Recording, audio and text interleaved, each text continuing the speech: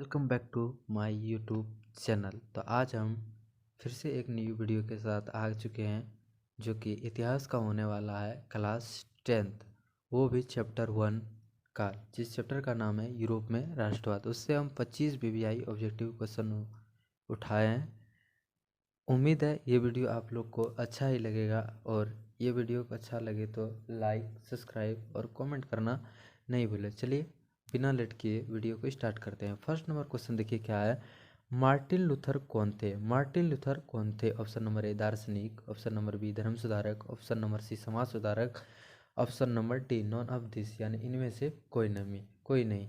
तो Martin Luther जो थे वो एक समाज सुधारक थे। मार्टिन लूथर कौन थे? एक समाज सुधारक।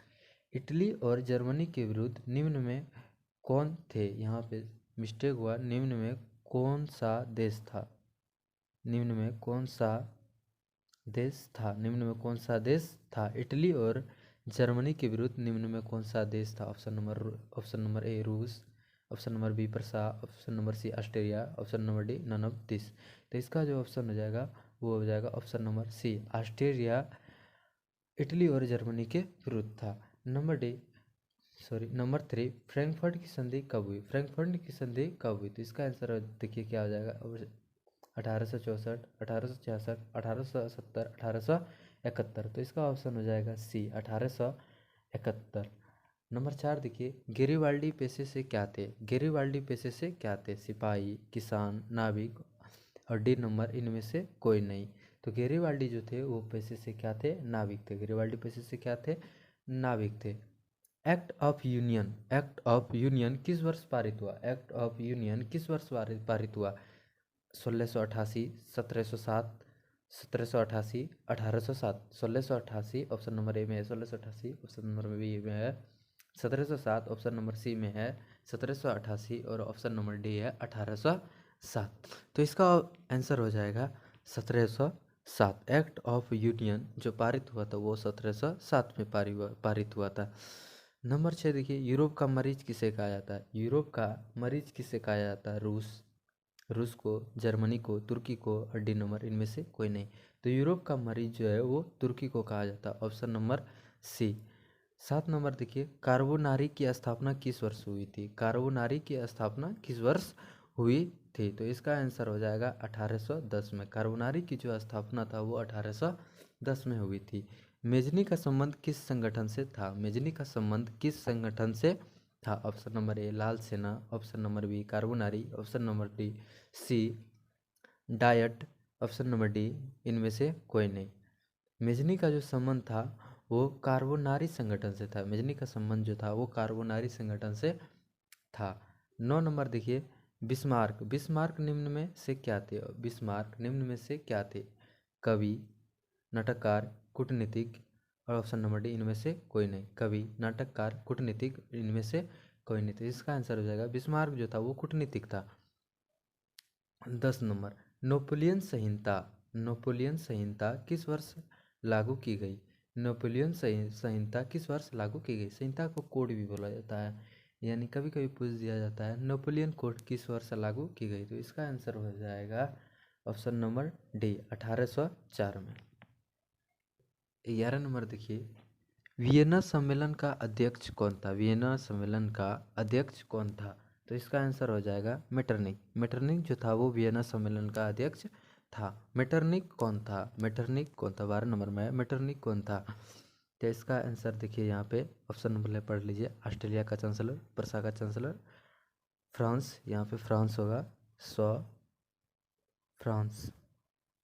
फ्रांस का सम्राट और डी नंबर रूस का जार। तो इसका आंसर हो जाएगा ऑस्ट्रेलिया का चांसलर।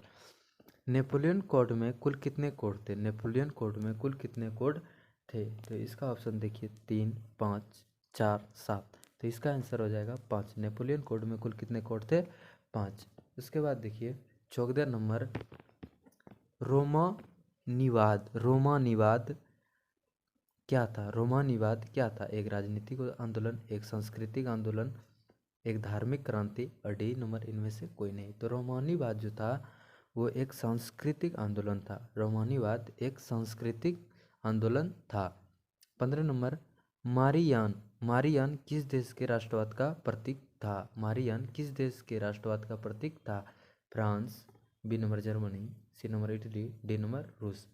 तो मारियान जो था वो फ्रांस का राष्ट्रवाद का प्रतीक था। मारियान फ्रांस का राष्ट्रवाद का प्रतीक था। जर्मन राइन राज्य का निर्माण किसने किया? 16 नंबर, जर्मन राइन राज्य का निर्माण किसने किया? Napoleon Bonaparte, Napoleon III, Bismarck, D number इनमें से कोई नहीं। तो इसका जो आंसर हो जाएगा नेपोलियन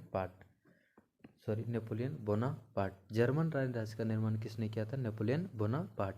याद रखिएगा, जर्मन राइन राज्य का निर्माण किसने किया था? Napoleon Bonaparte. 17 नंबर, इटली एवं जर्मनी वर्तमान में किस महादेश के अंतर्गत आते हैं? इटली एवं जर्मनी वर्तमान में किस महादेश के अंतर्गत आते हैं? ऑप्शन नंबर ए उत्तरी अमेरिका, बी यूरोप, सी दक्षिण अमेरिका, डी इनमें से कोई नहीं। तो इसका आंसर हो जाएगा यूरोप। यूरोप महादेश के अंतर्गत आता है इटली और जर्मनी।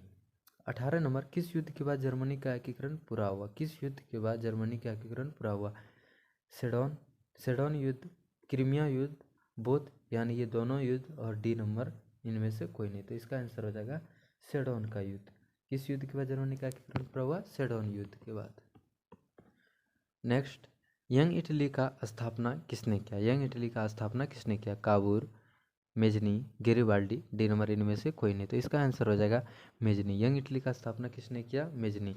लाल कुर्ती का गठन किसने किया? काबूर, मेजनी, बिस्मार्क, और 20 नंबर देखिए, लाल कुर्ती का गठन किसने किया? लाल कुर्ती का गठन किसने किया? Option number A Cavour, Mazzini, Bismarck, Garibaldi. लाल कुर्ती का जो गठन किया था वो गेरिबाल्डी ने किया था। 21 नंबर, काबूर कौन था? काबूर कौन था? मेजनी का राजा, इटली का प्रधानमंत्री, इटली का राजा, डी नंबर कोई नहीं। काबूर जो था वो इटली का प्रधानमंत्री था, इटली का प्रधानमंत्री। पहले सुन लीजिए, काबूर कौन था? जर्मनी का राजा, इटली का प्रधानमंत्री, सी नंबर इटली का राजा, और डी नंबर नोट। तो इसका आंसर हो जाएगा इटली का प्रधानमंत्री। 22 नंबर, कार्बोनारी की स्थापना किस वर्ष हुई? कार्बोनारी की स्थापना किस वर्ष हुई? 1810 में, 1815 में, 1830 में, 1848 में। तो इसका आंसर हो जाएगा 1810 में। इटली के एकीकरण में निम्न में किसका संबंध नहीं था? इटली के एकीकरण में निम्न में से किसका संबंध नहीं था? तो इसका आंसर हो जाएगा बिस्मार्क। बिस्मार्क का संबंध इटली के एकीकरण से नहीं था। विलियम प्रथम कहाँ का शासक था? विलियम प्रथम कहाँ का शासक था? तो इसका आंसर हो जाएगा प्रसा। विलियम प्रथम जो था वो प्रसा का शासक था। सिडोन युद्ध किसके बीच हुआ था? सिडोन युद्ध किसके बीच हुआ था? तो इसका आंसर हो जाएगा फ्रांस और प्रसा। सिडोन युद्ध जो था वो फ्रांस और प्रसा के बीच हुआ था। धन्यवाद दोस्तों। अगर वीडियो अच्छा लगा तो लाइक कीजिए, सब्सक्राइब कीजिए और चैनल को शेयर कीजिए।